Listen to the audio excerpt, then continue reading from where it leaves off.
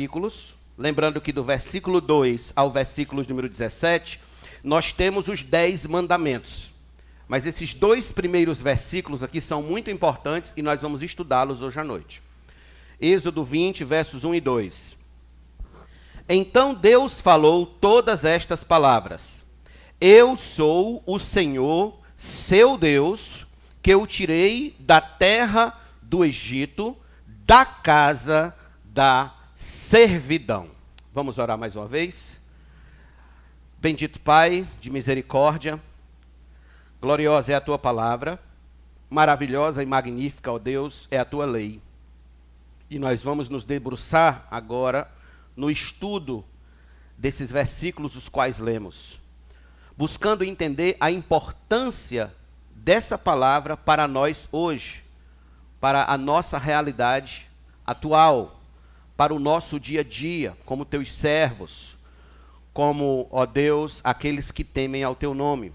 E aqueles que estão hoje à noite aqui, que ainda não te conhecem, ó Deus, como seu Senhor e Salvador, que possam vir se render e render o coração deles a ti em nome de Jesus. Assim eu te peço, Senhor, pois sei que tu és Deus que ainda fala com o teu povo por meio das Escrituras. Em nome de Jesus nós te agradecemos, todos nós digamos amém. Meus irmãos, nós vivemos na geração mais anti-regras de todos os tempos. Nós somos a geração que mais odeia regras, limites, leis, mandamentos e por aí se vai. Nós somos o povo que, para qualquer regra, para qualquer lei que limite os nossos prazeres, que limite a nossa carne de atuar, para qualquer lei, para qualquer regra, para qualquer mandamento, a gente carimba. Nós somos a geração que carimba os mandamentos de Deus ou qualquer lei como discurso de ódio. Se me impede de fazer o que quero, se me impede de me expressar de como eu quero me expressar, se me impede de dizer ou de me permitir declarar aquilo que eu acho que eu sou, é discurso de ódio. Então, a nossa geração olha para os 10 mandamentos como um discurso de ódio. E nós veremos hoje que, na verdade, os 10 mandamentos não são discurso de ódio. Que os 10 mandamentos, pelo contrário, são uma bênção de Deus. Uma bênção de Deus para todo aquele que o serve e que o obedece fielmente. Uma série de mensagens sobre os 10 mandamentos hoje é tão importante quanto o foi naquele dia em que o Senhor os ditou um a seu povo no deserto. Por quê, pastor? Porque há uma ignorância generalizada dos 10 mandamentos no meio daqueles que se dizem cristãos.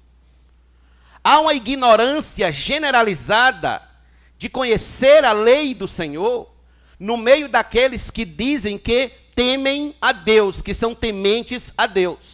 Por exemplo, uma pesquisa foi feita sobre marcas de cerveja e os 10 mandamentos. Um grupo saiu a pesquisar sobre o que os cristãos conheciam mais.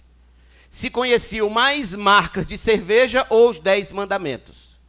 O resultado foi que muitos daqueles que foram entrevistados, que se diziam cristãos, conheciam até mais que 10 marcas de cerveja, mas não conheciam todos os 10 mandamentos. Não conhecia os 10 mandamentos de Deus. Alguns de vocês que estão hoje à noite aqui não conhecem os 10 mandamentos de Deus. Se forem lhes pedido para dizer, conte-nos quais são os 10 mandamentos, alguns de vocês titubearão na resposta. Fizeram também uma pesquisa com marcas de carro. E muitos conheceram muito mais marcas de carro do que os 10 mandamentos. Portanto, nós temos o profundo desafio de reverter, os crentes dessa igreja principalmente, têm o desafio de reverter os resultados dessa pesquisa. E o único meio de fazermos isso é o quê? Conhecendo e estudando sobre cada mandamento revelado por Deus na Escritura. Antes de entrarmos no assunto propriamente dito de mandamento por mandamento, permita-me responder a seguinte dúvida de alguns. Pastor, os 10 mandamentos ainda são para hoje? Nós não estamos no tempo da graça, então para que estudar a lei? Para que estudar os 10 mandamentos? Qual seria a importância dos mandamentos hoje? A resposta a essas perguntas repousa exatamente em saber qual é o aspecto dos 10 mandamentos no todo da lei de Deus.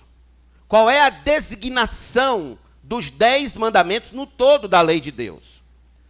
A lei de Deus é dividida em 3 aspectos: moral, cerimonial e civil. Eu vou repetir isso aqui. A lei de Deus é dividida em 3 aspectos no Antigo Testamento: moral, cerimonial e civil. Os 10 mandamentos, eles são a base, a fonte de toda a lei moral de Deus. Então, enquanto as leis cerimoniais e civis não cabem mais para a igreja não precisa mais sacrificar bodes, ou algumas outras leis civis, como nós temos no Antigo Testamento, não cabem mais para a igreja. A lei moral de Deus ainda cabe e sempre caberá perfeitamente até a vinda de Cristo. Este senso de importância e de aplicabilidade da lei moral para a igreja estará cada vez mais claro à medida que formos avançando no conhecimento dos 10 mandamentos. Por enquanto, o que a gente precisa é entender o contexto do texto que a gente acabou de ler. Preste atenção. 430 anos tinham se passado. Desde que o povo chegou ao Egito, o povo de Israel chegou ao Egito, já tinha se passado 430 anos. Mas faziam exatamente 3 meses que eles tinham saído do Egito, que eles tinham saído de lá. Então, nesse momento aqui, que é desse texto que a gente leu, eles se encontram ao pé do Monte Sinai, todos reunidos após 3 dias de consagração. E a expectativa estava à flor da pele, porque eles aguardavam Deus falar. Deus disse que ia falar com eles, e há 3 dias que eles aguardavam que Deus falasse com eles. Trovões e relâmpagos, grande clangor de trombeta, uma espessa nuvem sobre o monte marcavam exatamente o cenário daquele inesquecível dia. Estando, pois, todo o povo no limite demarcado para se ficar ao pé do monte, a Bíblia Sagrada diz que Deus falou. Todo o povo ouviu a voz de Deus. Deus falou com todo o povo. O Senhor entregou aos filhos de Israel os 10 mandamentos, ou as 10 palavras, como se diz em hebraico. A lei moral que o povo precisava para viver bem, não apenas na terra para a qual eles estavam caminhando, mas por toda a sua vida até a segunda vinda de Cristo. Então, eles estavam no deserto, a caminho de uma nova terra, e eles precisavam de diretrizes, de ordens. Eles precisavam saber como eles viveriam lá. Então veio a lei que organizaria toda a sua conduta de vida, a sua conduta prática de existência. Os 10 mandamentos, para quem não sabe, eram a resposta às seguintes questões: saímos do Egito, estamos no deserto, e agora? Como viveremos? Como será a nossa vida na terra que mana leite e mel? Como nos comportaremos lá? Como será o nosso culto? De que maneira adoraremos a Deus? Poderemos adorar imagens de esculturas como as outras nações vizinhas adoram? Poderemos ter outros deuses como as outras nações vizinhas têm?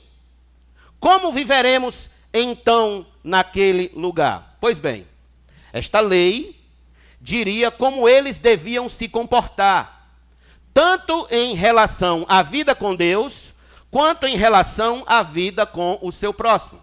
Lembrem, os 10 mandamentos do Novo Testamento, eles serão resumidos a 2 mandamentos: a amar a Deus sobre todas as coisas e ao próximo como a si mesmo. Ou seja, os 10 mandamentos, eles têm essas características de vertical e horizontal. Vertical, o meu relacionamento com Deus. Horizontal, o meu relacionamento com o próximo. Pois bem, foi nesse contexto que Deus entregou a sua lei moral para que seu povo a observasse e vivesse bem. Os versos que lemos, eles são conhecidos, o verso 1 e 2 que a gente acabou de ler, são conhecidos como o prólogo dos 10 mandamentos, ou as palavras introdutórias daquelas que são o padrão de vida que Deus requer do seu povo. Neste prólogo, que comumente as pessoas passam por cima, não dão atenção, são afobadas, ansiosas, e quando elas vão ler os 10 mandamentos, elas não dão atenção a esses 2 primeiros versículos. Neste prólogo, Deus fala de si mesmo antes de falar dos mandamentos. Ou seja, eles precisavam saber o porquê deviam obedecer aos mandamentos. É isso que é dito aqui. Não podemos avançar, obviamente, precipitadamente para os mandamentos, sem antes considerarmos a grandeza da revelação que Deus fez de si mesmo, como as razões pelas quais devemos obedecer aos mandamentos. Pastor, quais são as razões pelas quais devemos obedecer aos mandamentos? Vou lhe dar 3 razões hoje à noite. Em primeiro lugar, o senhorio de Deus. O senhorio de Deus. No versículo de número 1 e 2, começa assim: então Deus, não o homem, não Moisés, não Davi, não Pedro, não Paulo, então Deus falou todas estas palavras. Quem começou a falar estas palavras? Deus. Aqui começa a se estabelecer o senhorio de Deus. Aí no versículo 2 ele diz: eu sou o Senhor. Senhor aí, olhe para a sua Bíblia e veja que o S está em maiúsculo. Senhor em S maiúsculo. Eu sou o Senhor. É o Senhor diferenciado. É um Senhor acima de todos os senhores. É o Senhor dos senhores que está falando. Eu sou o Senhor, seu Deus. Observe, os filhos de Israel deviam atentar para o senhorio de quem eles estavam submetidos agora. Ocorre que Deus não falou assim por acaso. Lembrem, eles passaram 430 anos debaixo de outro senhorio, debaixo do jugo de Faraó. Ali eles eram obrigados a obedecer fielmente ao rei daquele lugar. Debaixo de muita dor e sofrimento, eles viveram por longos e longos anos naquele país, submetidos a todas as suas leis e normas regulamentares, leis tirânicas, leis perversas, leis cruéis. Eles estavam debaixo dessa lei. Deus então está dizendo a eles: vocês não estão mais debaixo do jugo de Faraó. Não são obrigados mais a obedecer às suas leis, suas ordens, suas regulamentações. Mas saibam, vocês não estão sem Senhor na vida. Vocês não estão à deriva. Vocês não estão como um barco à deriva no meio do mar sem ninguém sobre vocês. Agora vocês têm um Senhor. Agora vocês têm um bom Senhor. Porque antes vocês tinham um mau Senhor. Agora vocês têm um Senhor sobre a vida de vocês. O Deus de Abraão, de Isaac e de Jacó. É o Deus de vocês. O senhorio de Deus afirma, irmãos, que eles não estão sem um guia. Não estão sem um líder. Não estão sem uma voz que os dirija, que os oriente, que os coloque no prumo e no rumo em que eles devem andar. Eles agora eram única e exclusivamente povo de Deus, a quem deviam se submeter em obediência e fidelidade e amor. Eles deviam ser gratos a Ele agora. E a maneira disso acontecer seria como, pastor? Obedecendo aos seus mandamentos. No Antigo Oriente, quando um rei vencia um outro rei de uma outra nação e se tornava senhor daquele outro povo vencido, ele prescrevia uma série de leis e normas pelas quais aquele povo vencido agora devia viver, devia se submeter. E eles começavam exatamente com essas palavras: eu, o rei fulano de tal, da terra fulana de tal, diz assim, assim, assim, assado. Era assim que se começava a nova lei de um novo rei sobre um novo povo. Este foi o padrão das palavras que Deus usou. O mesmo padrão para estabelecer sua soberania, seu senhorio sobre o povo de Israel. Eu sou o Senhor teu Deus. Eles deviam, portanto, olhar para Deus e entender que Ele agora era o legislador do seu povo. O legislador dos filhos de Israel era Deus. Ele trazia leis novas. Não eram mais as leis do Egito. Não eram mais as leis do faraó. Não eram mais as leis daqueles que não andavam com Deus. Não. Eram leis novas que deviam ser obedecidas, observadas e ensinadas. Não que essas leis já não tivessem no povo de Deus, de certo modo, sendo observadas.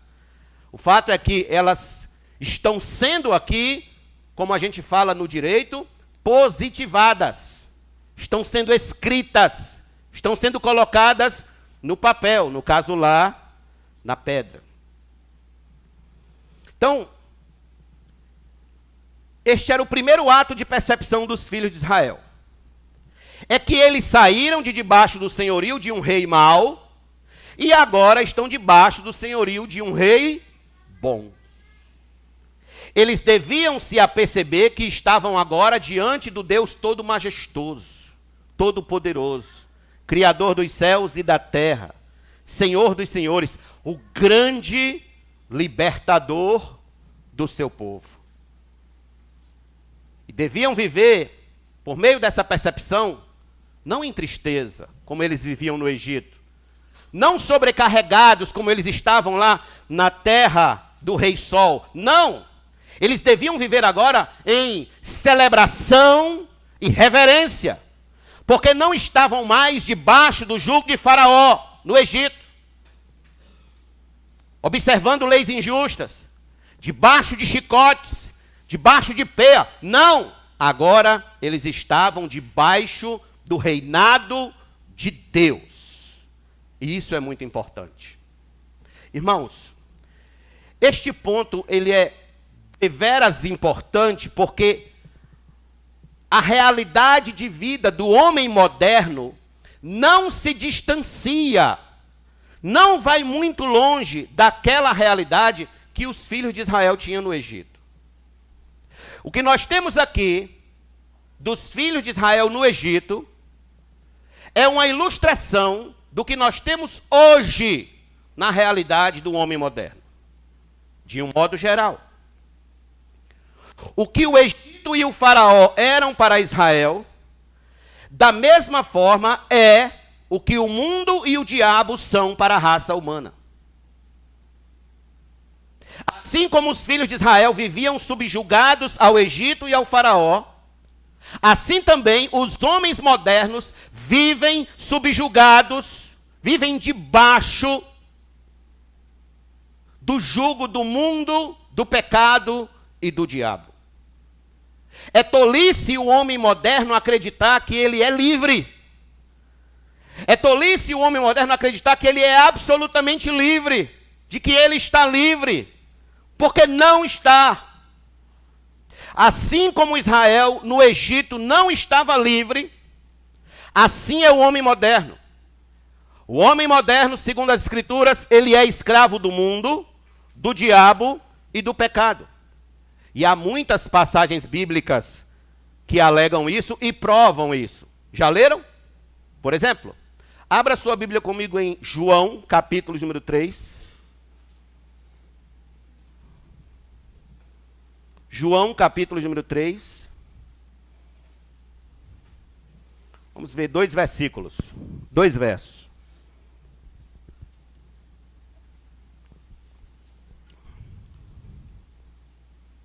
João 3, verso 19 e 20.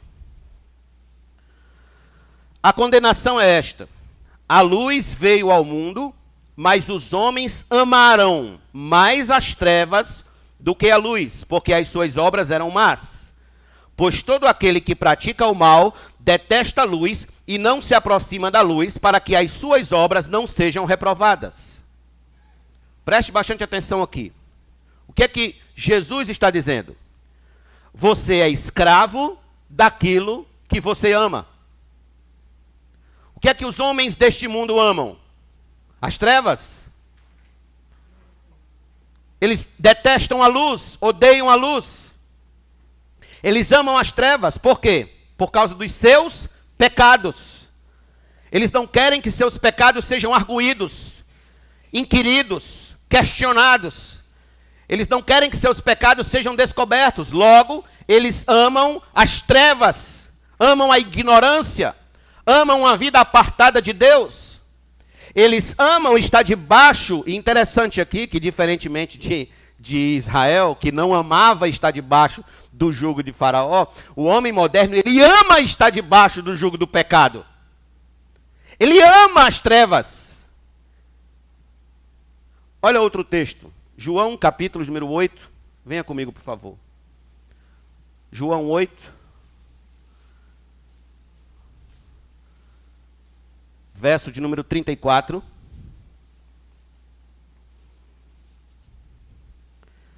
Jesus respondeu: em verdade lhes digo, que todo o que comete pecado é escravo do pecado.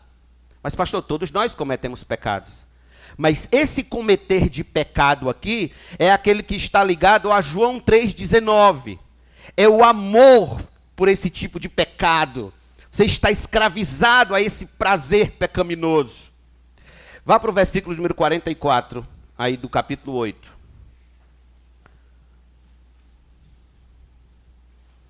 Olha o que é que Jesus diz a respeito dos homens, e nesse caso estava falando a respeito dos falsos religiosos ali, em seu contexto. Mas veja o que Jesus fala dos homens de um modo geral. O que eles são? Vocês são do diabo, que é o pai de vocês, e querem satisfazer os desejos dele. Ele foi assassino desde o princípio e jamais se firmou na verdade, porque nele não há verdade. Porque nele não há verdade. Quando ele profere mentiras, fala do que lhe é próprio, porque é mentiroso e pai da mentira. Então, note o contexto em que aqueles que são escravos do pecado estão. Aqueles que são escravos do pecado, eles estão exatamente nesse mesmo contexto. Note que é o mesmo texto que Jesus está falando, o mesmo discurso de Jesus, e ele diz, olha, vocês não são só escravos do pecado, vocês são do diabo.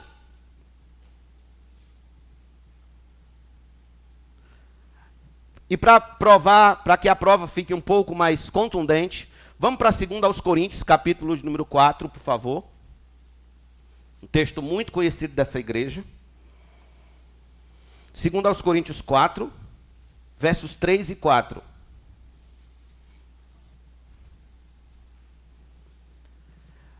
Mas se o nosso evangelho ainda está encoberto, é para os que se perdem que ele está encoberto, nos quais o Deus deste mundo cegou o entendimento dos descrentes, para que não lhes resplandeça a luz do evangelho da glória de Cristo, o qual é a imagem de Deus.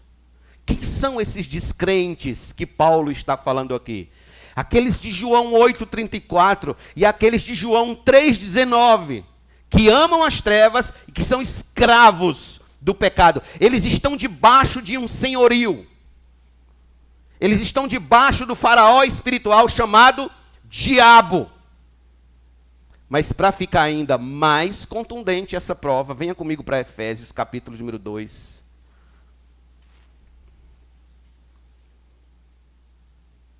Versos de número 1 a 3, Paulo vai descrever o real estado de um homem sem Cristo. O real estado de como nós estávamos antes de conhecer a Cristo. Paulo diz assim: ele lhes deu vida quando vocês estavam mortos em suas transgressões e pecados. Outra tradução diz delitos e pecados, nos quais vocês andaram noutro tempo, segundo o curso deste mundo, segundo o príncipe da potestade do ar, do espírito que agora atua. Paulo coloca isso no tempo presente. Nos filhos da desobediência. Entre eles também nós todos andamos no passado. Todos quem? Aqueles que se converteram a Cristo. Nós andávamos no passado entre eles. Seguindo as inclinações da nossa carne, fazendo a vontade da carne e dos pensamentos, e éramos por natureza filhos naturais da ira, do desprezo de Deus, da rejeição eterna de Deus, como também os demais. Perceba, todos esses textos mostram como o faraó espiritual, o diabo, e o Egito espiritual, o mundo, governam poderosamente sobre a vida do homem caído e do homem moderno. Lá está o homem caído, praticando toda sorte de pecado, em bebedeiras, glutonarias, sexo fora do casamento, roubando, matando, se corrompendo, viciado em drogas, viciado em pornografias, viciado em rede social, mentindo a torto e a direito, para tudo que é lado da sua palavra só profere mentiras e mentiras e mentiras. Acreditando que é um homem livre, quando na verdade esse indivíduo está apenas servindo aos propósitos do mundo, do diabo e do pecado, escravizado em suas paixões carnais mais vis. Mais vis. Que triste é essa situação do homem moderno caído.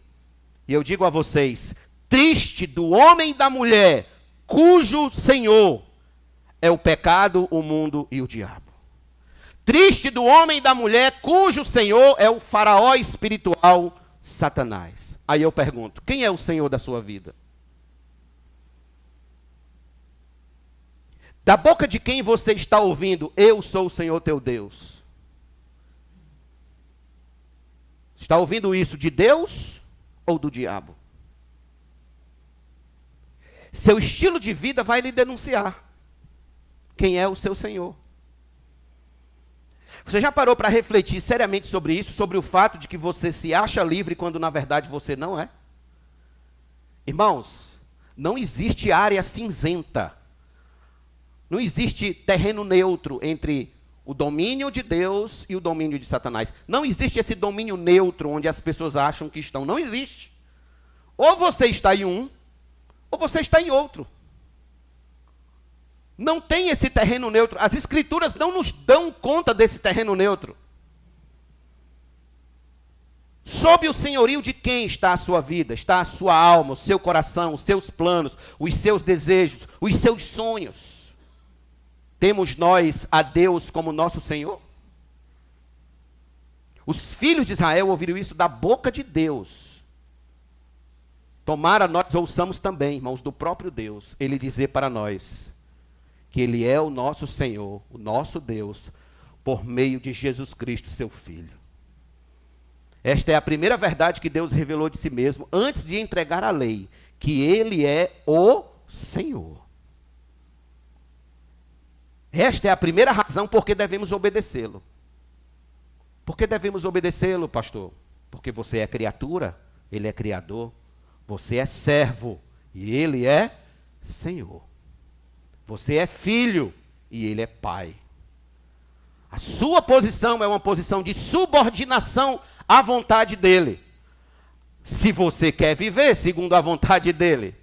Porque se você não viver segundo o senhorio de Deus, você vai viver sob o senhorio de quem? Do mundo, do diabo e do pecado. Segunda razão para nós obedecermos os mandamentos de Deus. A misericórdia de Deus. A misericórdia de Deus. Volte comigo a Êxodo, capítulo número 20, por obséquio. Deus diz, eu sou, versículo 2, o Senhor, seu Deus, que o tirei da terra do Egito, da casa da servidão. Veja, Deus não tinha qualquer obrigação de falar aos filhos de Israel, muito menos de livrá-los das mãos dos egípcios. Me diga qual é a obrigação que Deus tinha. Nenhuma. Entretanto, fato é que, estando o povo sob forte escravidão, há 430 anos, sofrendo intensamente, debaixo da crueldade dos egípcios, Deus se compadeceu do povo e ouviu o clamor daquele povo. E então foi e agiu com misericórdia sobre aquele povo. Veja comigo no Êxodo, capítulo número 2, por favor. Volte comigo a Êxodo 2. Olha o que Deus fez. Como foi que isso aconteceu exatamente? Êxodo 2, verso 23 a 25. Veja a condição em que aquele povo estava. Decorridos muitos dias, o rei do Egito morreu. Os filhos de Israel gemiam por causa da sua escravidão. Eles clamaram e o seu clamor chegou até Deus. Deus ouviu o gemido deles e lembrou-se da sua aliança com Abraão, Isaque e Jacó. E Deus viu os filhos de Israel e atentou para a situação deles. Observe, esta era a situação deles: opressão, debaixo de amargura, vida de dores, peia, sabe, uma vida terrível, horrível, tipo em Cuba, era assim que eles estavam vivendo. Aliás, até pior, pode-se dizer, né? Até pior do que em países dessa espécie. Então o Senhor lembrou-se da sua aliança, lembrou-se dos patriarcas de Abraão, Isaque e Jacó, e mostrou o quê? Misericórdia. O Deus de toda glória, o Deus do universo, o Criador de tudo, inclina o seu coração às misérias do povo da sua aliança. E é interessante, irmãos, porque no capítulo 3 a gente vai ver como Deus se apresenta a Moisés e obviamente ao povo. Deus se apresenta a eles como Iavé. YHWH, mas vamos colocar aqui os, comumente se fala, Iavé, que tem por um dos seus significados a seguinte ideia: eu sou aquele que sempre estará com vocês para salvá-los. Isso é misericórdia. Eu sou aquele que sempre estará com vocês para salvá-los. Agora escute. É lamentável quando ouvimos alguém dizer que o Deus do Antigo Testamento não é o mesmo Deus de amor do Novo Testamento. Não, porque se você observar, o Deus do Novo Testamento é um Deus mais amoroso.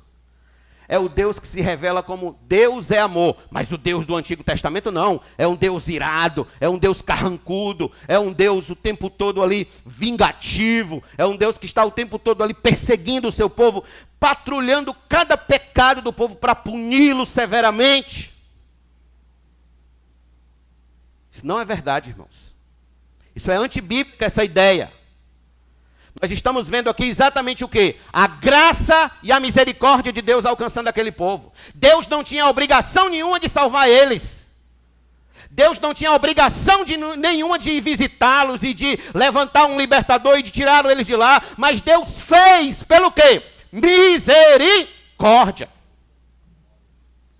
Ele se manifestou, se revelou de uma forma especial em sua palavra, o povo ouviu a voz do Senhor e permaneceu vivo. E eu digo a vocês, isso é inédito, sabia? Um povo ouvir a voz de Deus, como eles ouviram, e permanecerem vivos, é inédito. Por exemplo, abra sua Bíblia comigo em Deuteronômio, capítulo número 4.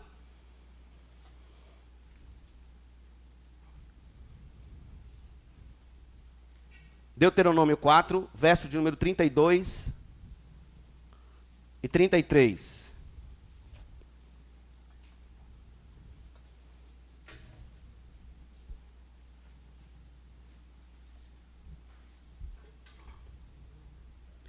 Agora, pois, perguntem aos tempos passados que transcorreram antes de vocês. Desde o dia em que Deus criou o ser humano sobre a terra, desde uma extremidade do céu até a outra, se já aconteceu algo tão grandioso como isto, ou se em algum momento se ouviu falar de coisa tão semelhante. Perguntem se algum povo ouviu a voz de algum Deus falando do meio do fogo, como vocês ouviram e ficaram vivos. Isso é inédito. Ou se já houve um Deus que tentou ir tomar para si um povo do meio de outro povo, com provas, com sinais, com milagres, com lutas, com mão poderosa, com braço estendido e com feitos espantosos, segundo tudo o que o Senhor, seu Deus, fez por vocês, como vocês viram com os seus próprios olhos. Ineditismo. Nunca nenhum outro Deus se atreveu a fazer isso pelo um povo. Mas Deus, por misericórdias, fez. Foi buscar o seu povo do meio de outro povo. Isso é misericórdia. Quer ver outro ato de misericórdia que nós acabamos de ler? É o fato de Deus ter falado e o povo permanecido vivo. Nenhum outro povo da face da terra ouviu Deus falar por meio do fogo ou do meio do fogo e permaneceu vivo. Se ouviu, a gente não sabe. O que a gente sabe é que Deus usou de misericórdia com Israel. Eles ouviram Deus falar e permaneceram vivos. Isso é o que, pastor? Misericórdia. Albert Moller, presidente do Seminário Batista do Sul nos Estados Unidos, ele disse, abre aspas, a verdade é que a revelação é misericórdia, uma dádiva. A revelação é pessoal. Ouvir a voz do Senhor, seu Deus, não é apenas receber informações, mas encontrar o Deus vivo. Estamos acostumados a falar e cantar da graça e misericórdia de Deus, bem como da nossa redenção na cruz de Cristo. No entanto, devemos falar também sobre a misericórdia na revelação. Misericórdia e graça encontram-se aqui. Se Deus está falando ao seu coração hoje, isso é o quê? Misericórdia. Se Deus está falando a você hoje, isso é o quê? Misericórdia. É Deus se revelando a você por meio da sua palavra. Só a revelação já é misericórdia.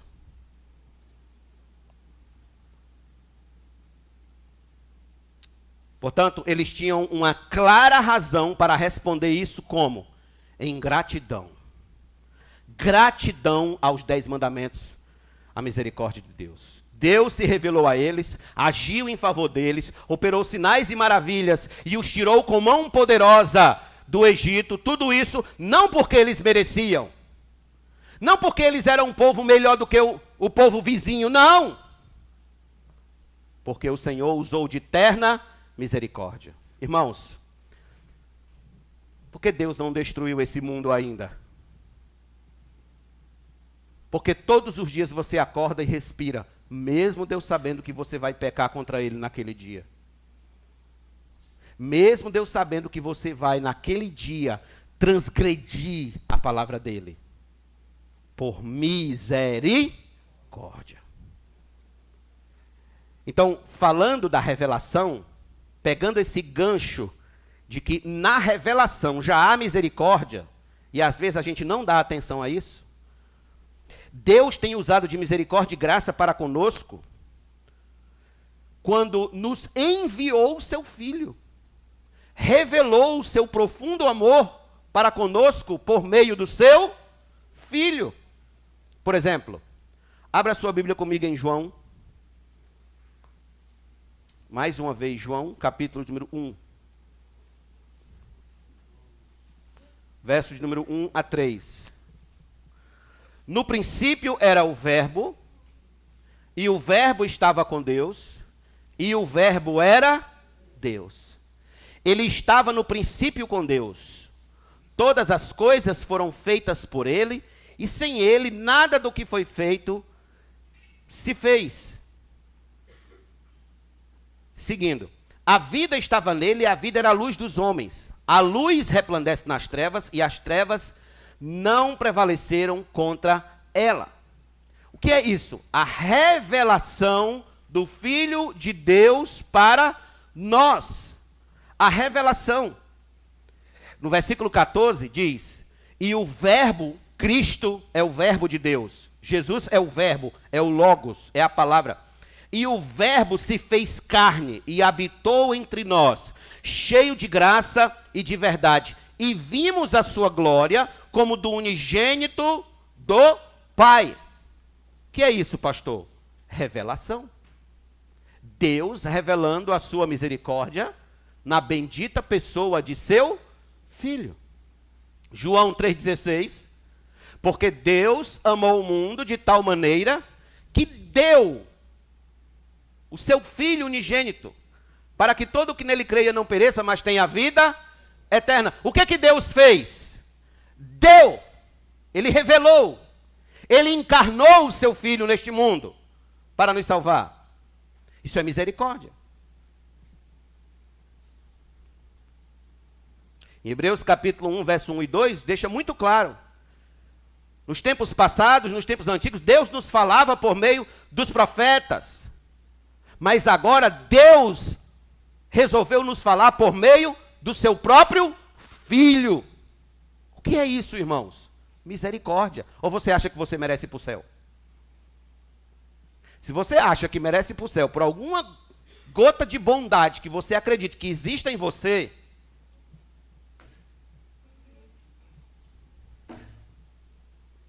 vamos deixar Paulo falar? Vamos deixar Paulo falar? Abra sua Bíblia comigo em Efésios, capítulo número 1, por favor. Perdão, capítulo 2. Efésios 2. Versos de número 8 e 9. Porque pela graça vós sois salvos, vocês são salvos, mediante a fé. E isto não vem de vós, não vem de vocês, é dom de Deus. Não de obras, para que ninguém se glorie, para que ninguém ache que é alguma coisa, que merece alguma coisa. Não é pelo que você faz, é pelo presente que Deus lhe dá. A salvação, a fé, é um presente que Deus dá. E essa revelação de misericórdia começa por meio de Jesus Cristo, seu Filho. Quantos de vocês já tinham parado para pensar nisso? Que só a revelação de Deus em Cristo Jesus já é o grande ato de misericórdia que ele nos deu nessa vida. Porque para algumas pessoas, elas só conseguem ver a misericórdia de Deus se Deus operar um milagre na frente delas. Se Deus der um carro, se Deus der uma casa, se Deus der dinheiro, se Deus der saúde, aí sim elas dizem: oh, olha a misericórdia de Deus.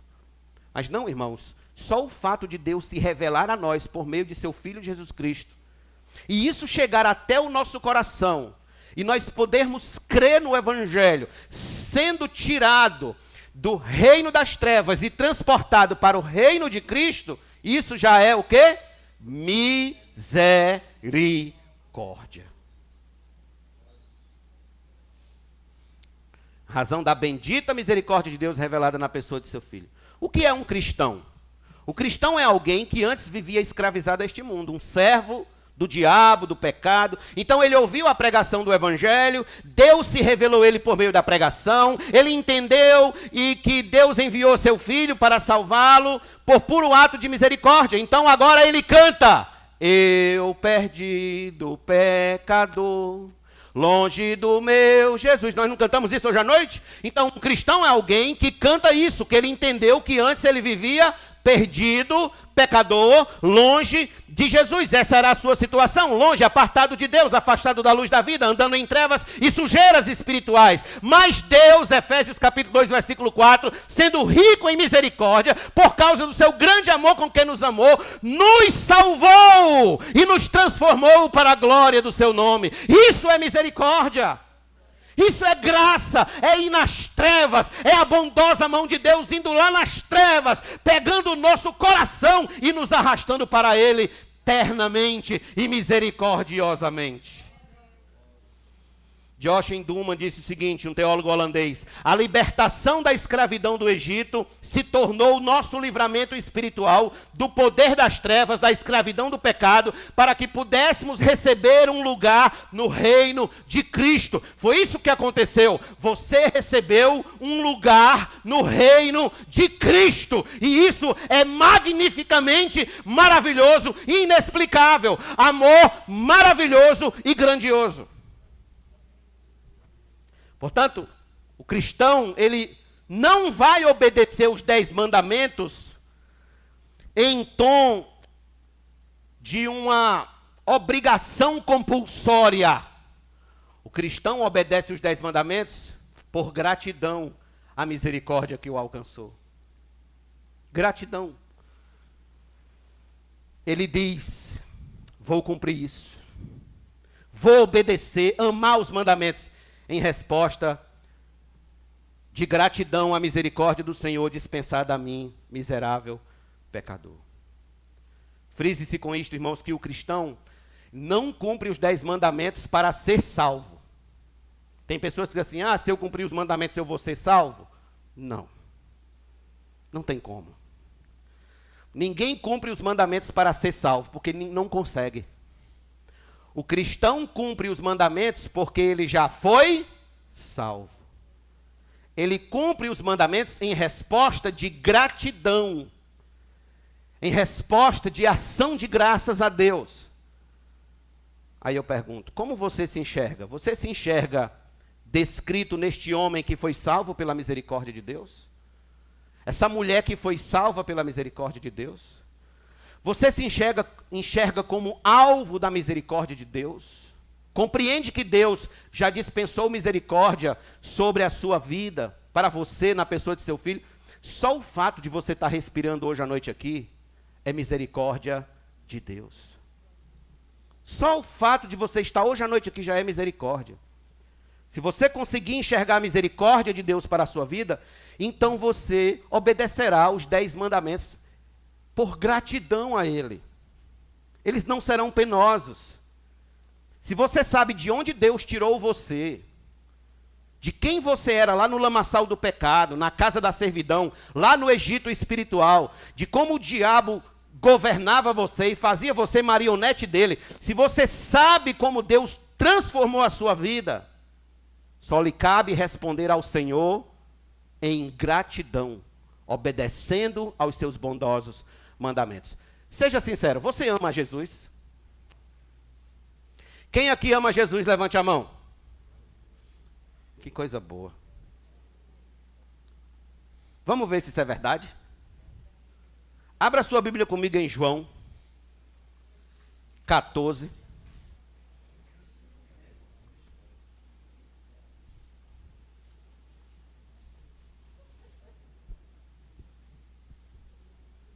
João 14.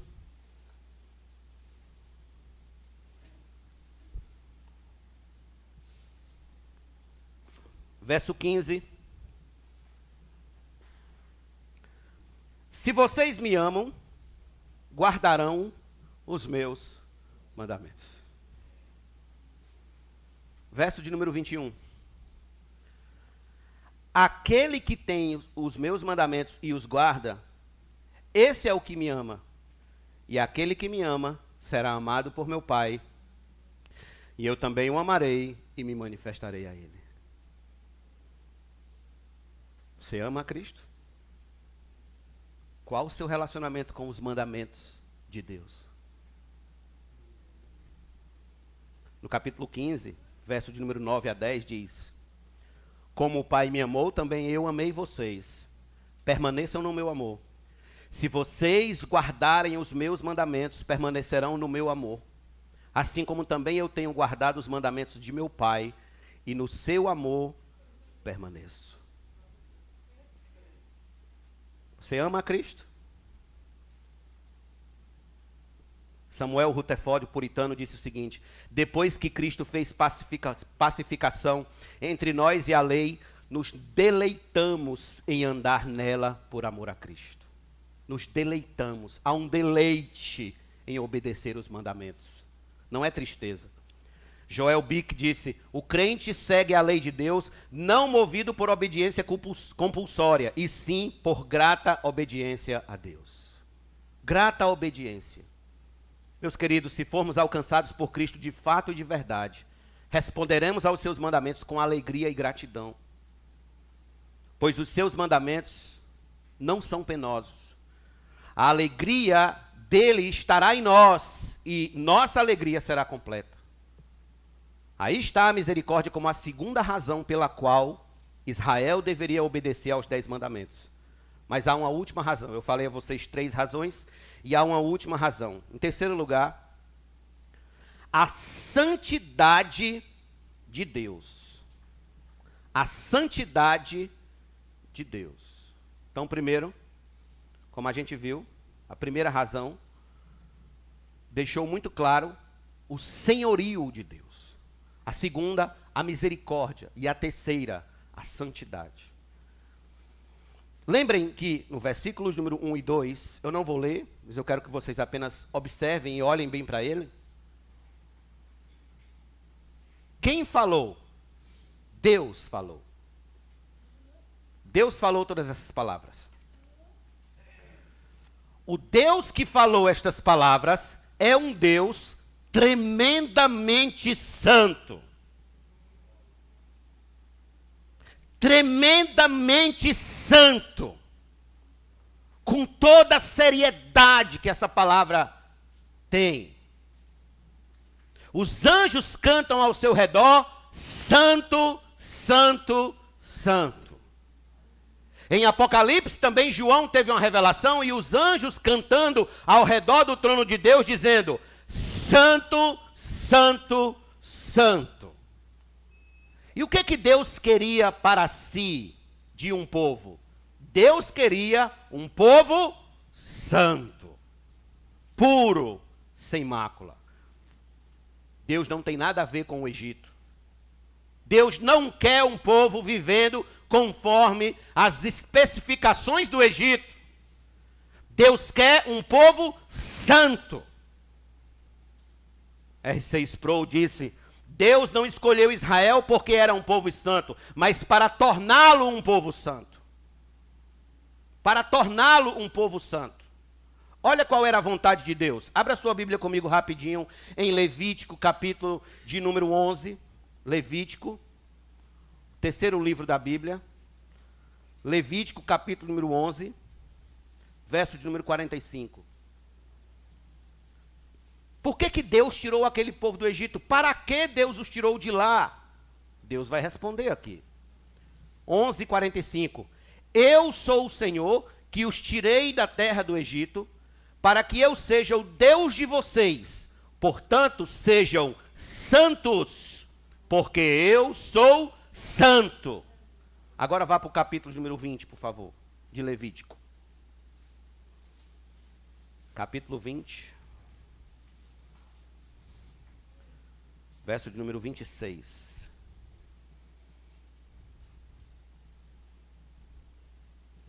Sejam santos para mim, porque eu, o Senhor, sou santo. e os separei dos outros povos para que sejam meus. Vejam, Deus não queria que o seu povo vivesse como os outros povos viviam. Ele os separou deles exatamente para isso, para viver em santidade, pureza espiritual diante dele. Permitam-me, meus irmãos, corrigir hoje à noite aqui entre nós um conceito errado que temos do termo santo. O que é que você pensa quando você ouve essa palavra santo? No Brasil, nós acreditamos que santo é alguém que foi canonizado pelo Papa, ou com a imagem esculpida num pedaço de madeira, ou de pedra, ou de gesso, enfim. Todavia, isso é um equívoco, é um engano. Santo significa simplesmente separado. E no caso de Deus, separado e transcendente, acima. Mas a palavra santo significa simplesmente separado. É algo separado. É um ser separado. Esta é uma das razões porque o Senhor entregou a eles os 10 mandamentos. Porque o Senhor queria o seu povo separado, santo, vivendo diferentemente dos demais povos. Jochen Duma disse, o próprio Yahvé é santo, o que significa que ele é completamente diferente dos outros deuses, separados. Da mesma forma, o seu povo não mais poderia viver segundo o estilo de vida do Egito, como os povos pagãos de Canaã. Ou seja, Deus não andaria com um povo impuro, um povo rebelde, um povo idólatra e um povo obstinadamente pecaminoso, não! Então, o que Deus fez para que seu povo vivesse de uma forma santa? Sabe o que Deus fez? Deus deu os 10 mandamentos. Cumpram isso aqui e vocês estarão fazendo a minha vontade. Cumpram isso aqui e vocês estarão sendo um povo santo. Cumpram isso aqui e vocês estarão vivendo separados das demais nações, dos demais povos pecaminosos. Esta é a instrução. É aqui, meus irmãos, onde percebemos que a graça não anula a lei, ao contrário, a graça se complementa com a lei. A graça, pela graça, o cristão recebe a justificação, mas pela lei de Deus, ele trabalha a sua santificação. Isso se complementa. A graça é o que Deus fez por mim. Na santificação é o que eu estou fazendo por Deus, movido pelo Espírito Santo, fazendo para Deus. A grande evidência de que eu fui justificado, transformado, alcançado pela graça de Deus, pela misericórdia de Deus, é o quê? A minha santificação, vida transformada. É isso que o mundo espera de mim e de você. É isso que o mundo lá fora, o próprio mundo espera de nós. Vê em nós o quê? Uma vida transformada, diferente, mudada. Se antes você mentia, não mente mais. Se antes roubava, não rouba mais. Se antes traía, não traz mais. Se antes você fazia o que era pecaminoso e contrário à vontade de Deus, agora você faz tudo conforme a vontade de Deus. Isso é uma vida santificada. A santificação não é evidente se eu não obedeço à lei de Deus, entendem isso? Portanto, o Deus que queria no Antigo Testamento um povo santo, é o mesmo Deus que no Novo Testamento também quer um povo santo. Por exemplo, abra sua Bíblia na primeira carta de Pedro. Primeira carta de Pedro, capítulo número 1.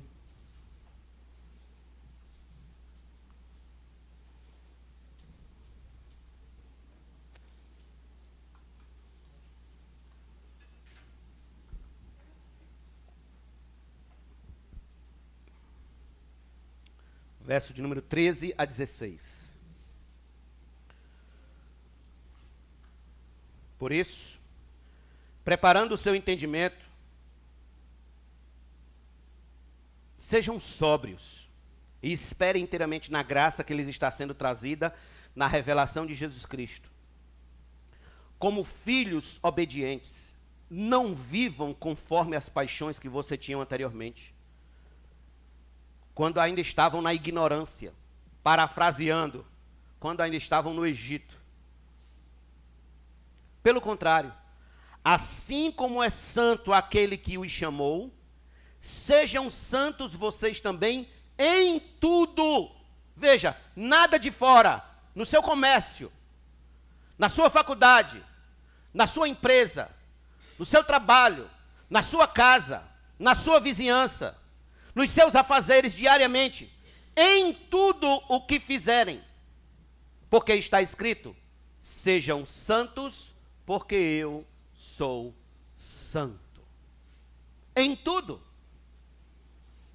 Este é o propósito de Deus, que sua igreja seja santa, pura e sem mácula. E ele opera esta santidade nos crentes por meio da ação do Espírito Santo. O que é alguém cheio do Espírito Santo? O que é que você imagina alguém cheio do Espírito Santo? Alguém cheio do Espírito Santo é alguém que odeia tudo que Deus odeia e ama tudo que Deus ama. Alguém cheio do Espírito Santo é alguém que odeia o pecado e que ama a vontade de Deus. Isso é o que define de fato alguém cheio do Espírito Santo. É alguém que compra e paga. É alguém que é bem afamado onde mora, onde vive, no seu trabalho, onde estuda. Alguém cheio do Espírito Santo é alguém que evidencia as virtudes de Deus em obediência aos mandamentos, em obediência à palavra. Agora a preocupação daquele homem e daquela mulher que é cheia do Espírito Santo é de fazer a vontade de seu Senhor. E a maneira pelo qual ele descobre a vontade de Deus é nos 10 mandamentos. Calvino dizia o seguinte: aqui está o melhor instrumento para que aprendam mais plenamente a cada dia a natureza da vontade do Senhor a qual aspiram. E para confirmá-los na compreensão dela, os crentes se beneficiam da lei, porque dela eles aprendem mais completamente a cada dia qual é a vontade do Senhor. Quer saber qual é a vontade de Deus? Todo mundo quer saber qual é a vontade de Deus. Sabe qual é a vontade de Deus? Os 10 mandamentos. Quem cumprir os 10 mandamentos está cumprindo a vontade do Senhor. Aí eu pergunto: você quer viver para a glória de Deus?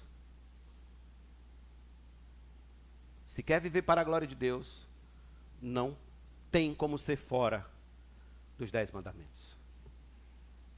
Precisamos rogar ao Espírito Santo que nos ajude a pôr em prática diariamente os 10 mandamentos.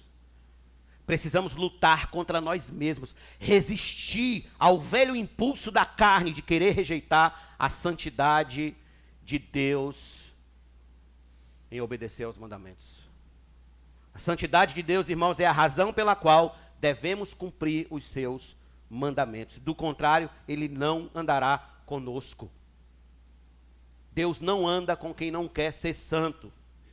Deus não anda com quem não quer ser separado deste mundo, com quem não quer viver fora do Egito espiritual da existência. Deus não anda. Então, o prólogo dos 10 mandamentos é isso aqui: o senhorio, a misericórdia e a santidade de Deus como razões da nossa obediência. E isso faz Deus digno de toda honra e de toda glória. Para encerrar, abra sua Bíblia comigo no Salmo de número 19.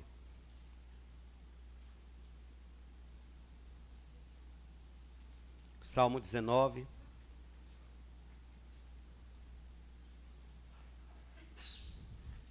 Verso de número 7 ao 11.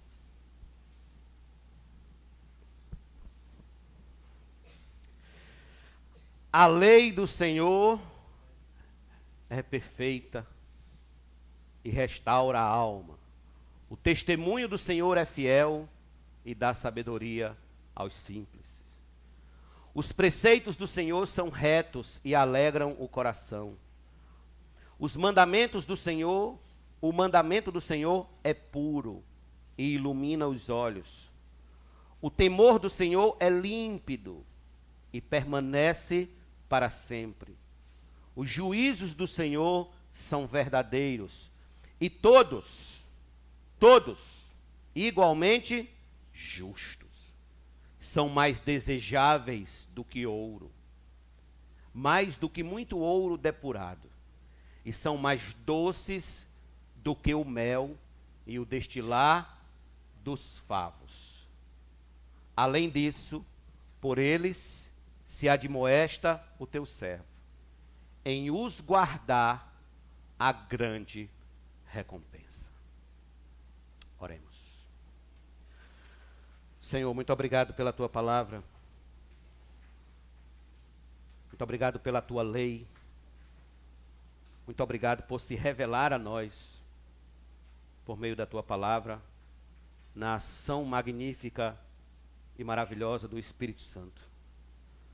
Te louvamos, ó Senhor, porque o Senhor nos revelou, por meio das Escrituras, a maneira como o Senhor quer que vivamos para Ti. A nossa carne, Senhor, por natureza, se inclina para o mal, se inclina para uma vida apartada de Ti, para uma vida longe da Tua vontade e dos Teus caminhos. Mas nós rogamos que o Senhor nos dê forças, opere em nós tanto o querer quanto o realizar, tanto o querer quanto o efetuar, para assim vivermos, ó Deus, conforme a Tua santa e gloriosa vontade. Muitas das vezes, Senhor, abrimos nossa boca e declaramos que te amamos, mas os mandamentos não são encontrados em nossas vidas. Os Teus mandamentos, muitas das vezes, nós estamos exatamente falhando e nos desviando deles. Eu te peço, Senhor, tem piedade de nós. Olha para nós e nos ajuda e nos socorre com a ação do Teu Espírito, Senhor, em nossos corações, na nossa consciência. Não nos deixa, Senhor, não nos deixa, em nome de Jesus, andar longe das Tuas bitolas santas, da cerca santa que nos protege, da cerca dos mandamentos que nos protege de cair no abismo no outro lado. Em nome de Jesus, Pai, eu te rogo que por Tuas misericórdias o Senhor nos dê a luz do Teu Espírito, para que essa palavra não saia de nossos corações. Que amanhã, na primeira fechada no trânsito, a gente lembre dos 10 mandamentos. Na primeira piada que a gente ouvir no trabalho, a gente lembre dos 10 mandamentos. Que naquele primeiro desconforto com aquele cliente, a gente lembre dos 10 mandamentos. Naquele primeiro entrevero no casamento, a gente lembre dos mandamentos. E assim, Senhor, em cada circunstância, em tudo, lembremos dos mandamentos. Pois Tu és um Deus santo e quer do Teu povo que o Teu povo seja um povo santo. Em nome de Jesus, eu te agradeço, pois sei que Tu és o único, o digno de receber toda a honra e toda a glória. Em nome de Jesus te agradecemos, digamos amém, vamos ficar de pé, vamos